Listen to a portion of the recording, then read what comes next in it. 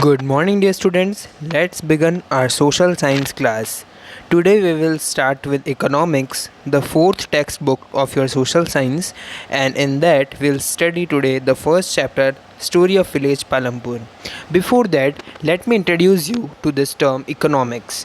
Economics means the overall development of any individual, which can be in the terms of the income or the economy of country. So it is a branch of those social science which deals with actually the income of a country, the economy, the development status of a country. So here we are going to study about a village which is named as Palampur, as you can see in this picture, and we will see that what modern facilities and what are the conditions of Palampur, and it will reflect all of them that are in India. Overview. The purpose of the story is to introduce some basic concept relating to production, and this we do through a story of hypothetical village. Hypothetical means which we have imagined, which is not in a real life, called Palampur. Farming is the main activity in Palampur, whereas several other activities such as small scale manufacturing, dairy, transport, etc. are carried out on a limited scale. These production activities need various types of resources: natural resource, man-made item, human effort, money, etc. As we read through the story of Palampur, we will learn how various resources combine to produce desired goods and services in the village. Palampur is well connected with neighboring villages and towns, and Raiganj, a big village, is 3 kilometers from Palampur. An all-weather road connects the village to Raiganj and further on to the nearest small town of Shahpur. Many kinds of transport are visible on this road, starting from bullock cart, tonga, bogie, wooden cart by buffalo, loaded with jaggery, that is good. Now, in jaggery is good actually, and other commodity to motor vehicles like motorcycle, jeep, tractor, and truck. So we see that Palampur has a very good developed road connection system, and Raiganj is the another city which is, or a village which is big, and it is 3 kilometers away from here, and we see that all of the transport facilities available in Palampur. Now we see the conditions, the families over there, the people. This village has about 450 family belonging to several different castes. The 80 upper caste families own the majority of land in village. Their house, some of them quite large, are made of brick with cement plastering. The SC, that is Dalit, comprise one third of population and live in one corner of the village and in much smaller house, some of which are made of mud and straw. Most of the houses have electric connection. Electricity powers all the tube well in the field and is used in various types of small businesses. Palampur has 2 primary school and 1 high school. There is a primary health center run by government and 1 private dispensary where the sick are treated. So we see the overall conditions of people, that there are 450 families and there are 80 are the upper caste, while 1/3 are SC. We see electricity is available in every area of the village. Also we see that there are primary school and high school, and one private dispensary and 1 government healthcare center. The study of Palampur, an imaginary village, will take us through the different type of production activities in village. In village across India, farming is main production activity. The other production activity referred to as non-farm activities also include small manufacturing, transport, shopkeeping, etc. Now we see the first one, that is the organization of production. This is an important heading of this chapter. The aim of production is to produce goods and services that we want. There are 4 requirements for production of goods and services. The first requirement is land, and the other natural resources like water, forest, minerals. So we see that for a land, we have the for any of the development that we need to do, the first is the land where we will actually work, and the second will be the forest, water, mineral. So now these are the main requirements. After that, the other category come is labor, people who will do the work. Some production activity require highly educated worker to perform the necessary task. Other activity require worker who can do manual work. Each worker is providing the labor necessary for production. And the third requirement is physical capital. That is variety of input required at every stage during the production, which include basically money. Then there is a fourth requirement too. You will need a knowledge and enterprise to be able to put together land, labor and physical capital and produce an output either to use yourself or to sell in the market, and this days is called human capital. So human capital is the most important out of them all, and we shall learn more about human capital in the next chapter. Now it is itself one question, that what are the items that come under physical capital. So there are 2 type of items. The first is the tools, machines and buildings, and the second one items that come is raw material, money in hand. Tools, machines, buildings. Tools and machines range from very simple tools like farmer's plow to sophisticated machines such as generator, turbine, computer, etc. So tools include various things, but as we know that these are fixed, that's why these are called fixed capital. That means we can use them for many years.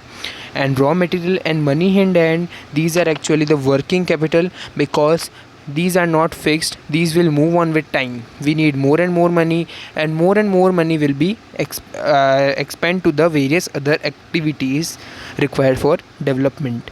Production require a variety of raw material like yarn used by weaver and clay used by potter.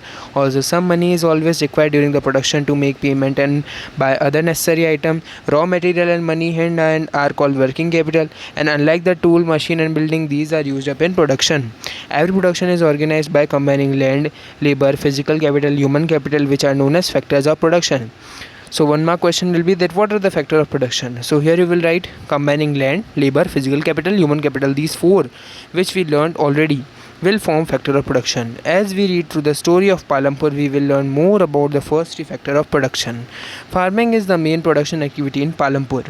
So the main is farming, and it reflects India, because in India also the agriculture is the main production activity. 75% of people who are working are dependent on farming for their livelihood. They could be farmer or farm laborers. The well-being of these people is closely related to production on the farms, but remember that there is a basic constraint in raising farm production. Land area under cultivation is practically fixed. Now there is always a fixed amount of land on which you can cultivate. Since 1916 Palampur, there has been no expansion in land area under 2015 to 16. The story of village Palampur, by then some of the wasteland in villages have been converted into cultivable land also. There exists no further scope to increase farm production by bringing new land under the cultivation.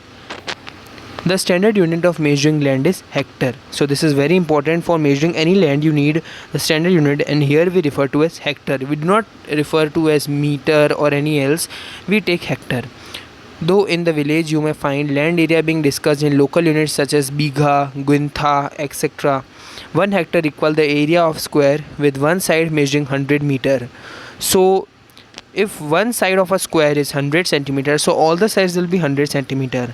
So its total area which has so many squares, so this one square will be actually 1 hectare, which has the sides of 100 meters. So the area under it will be 100 into 100, that is 10,000 meter square. So 10,000 meter square will be 1 hectare.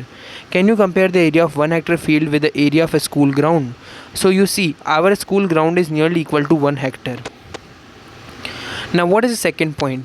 Is there a way one can grow more from the same land? If you want to obtain more products from the given land only, so can you obtain it? In the kind of crop grown and facilities available, Palampur would resemble a village of the western part of state of Uttar Pradesh. All land is cultivated in Palampur. No land is left idle, because it is a northern plain, because we saw that it is in Uttar Pradesh, so it has a fertile soil. During the rainy season, Kharif, that we studied in class 8th, farmer grow jowar and bajra, and these plants are used as cattle feed, and it is followed by cultivation of potato between October and December. In the winter season, that is of Rabi, fields are sown with wheat. From the wheat produced, farmers keep enough wheat for the family's consumption and sell the surplus wheat at the market at Raiganj. So there is another city I told you, that is Raiganj. There the farmers go and sell this wheat. A part of land area is also devoted to sugarcane, which is harvested once every year. Sugarcane in its raw form or as jaggery is sold to traders in Shahpur, which is another neighboring village. The main reason why farmers are able to grow 3 different crops in year in Palampur is due to well-developed system of irrigation. Electricity came early to Palampur. Its major impact was transform the system of irrigation. Persian wheel were till then used by farmer to draw water from well, irrigate a small field, and people saw that electric run tube wells could irrigate much larger area of land more effectively, and the first tube well were installed by the government. So as we have studied in class 8, what do we mean by irrigation? Irrigation is a process of watering of the fields to grow crops effectively or to make the soil fertile. So here the tube wells were installed by government. The first few tube wells were installed by government, and soon, however, farmers started setting up private tube wells. As a result, by mid 1970, the entire cultivated area of 200 hectare, and we represented as HA, was irrigated. Not all villages in India have such high level of irrigation. Apart from riverine plain, coastal region in our country are well irrigated, and in contrast, plateau region such as Deccan Plateau have low level of irrigation. Of the total cultivated area in country, a little less than 40% is irrigated even today. In the remaining areas, farming is largely dependent on rainfall. Because of the poor irrigation facilities that are available on farming, that's why farmers are dependent on completely on rainfall for the irrigation, or either they go at very far off places, they bring the water in buckets and then they irrigate their fields. That's all for today, students. Thank you and have a nice day.